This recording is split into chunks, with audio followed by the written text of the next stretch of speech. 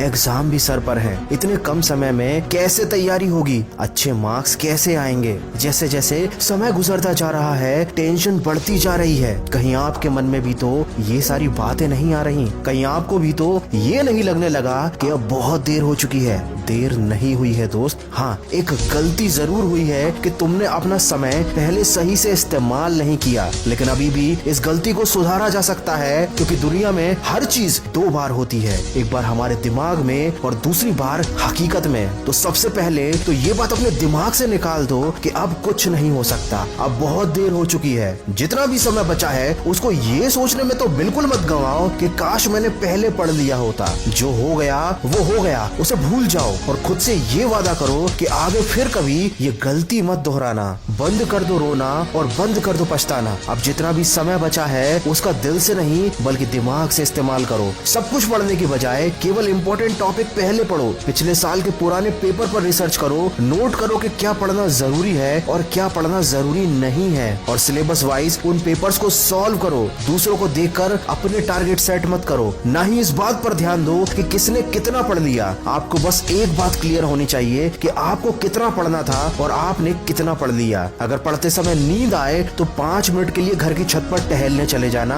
और अपनी किताब जरूर साथ में ले जाना। मैं 100% गारंटी देता हूँ कि नींद भाग जाएगी। आप जिस भी टॉपिक पर कंफ्यूज हो रहे हैं उसको टिक करके अलग रख लीजिए। जब आपकी पढ़ाई खत्म हो जाए तो इस टॉपिक को इंटरनेट पर या अपने किसी बड़े भाई बहन या दोस्त से पूछ लीजिए, लेकिन उस टॉपिक के बारे में सोच सोच कर अपना टाइम बिल्कुल भी खराब ना करें। एग्जाम हॉल में जाने से पहले अपने किसी भी दोस्त से किसी भी टॉपिक को लेकर डिस्कस ना करें, ना ही खुद को जज करें, क्योंकि यहाँ आपका कॉन्फिडेंस लेवल गिर सकता है या आप कंफ्यूज भी हो सकते हैं। जैसे मोबाइल पर गेम खेलते समय जब तक गेम कंप्लीट नहीं हो जाता सारा ध्यान, सारी इच्छा शक्ति और सारा फोकस उसी गेम पर रहता है, वैसे ही ध्यान और वैसे ही फोकस अब पढ़ाई में लगाना है। चाहे नींद आए या तूफान आ जाए, नजरें किताब से हटनी नहीं चाहिए। लाखों में एक बंदा IAS बनता है, हजारों में एक बंदा अच्छी बॉडी बना पाता है, क्योंकि ये लोग दर्द सहते हैं, तकलीफ सहते हैं। इनका फोकस अपने लक्ष्य से नहीं हटता, इनका ध्यान आने वाले रिजल्ट पर रहता है, और तुम्हारा ध्यान भी आने वाले रिजल्ट पर ही होना चाहिए। कोयला भी हीरा बनने के लिए लाखों साल तक कई टन का दबाव झेलता है। कितनों की तकदीर बदलनी है, तुम्हें कितनों को रास्ते पर लाना है। अपने हाथ की लकीरें मत देखो, तुम्हें इनसे भी आगे जाना है। दोस्तों चीज उतनी मुश्किल होती नहीं जितना हम उसे सोच सोच कर बना देते हैं। तो सोचना बंद करो, पछताना बंद करो। किसने कहा कि दुनिया में करिश्मे नहीं होते? तुम एक बार जी जान से कोशिश तो करो।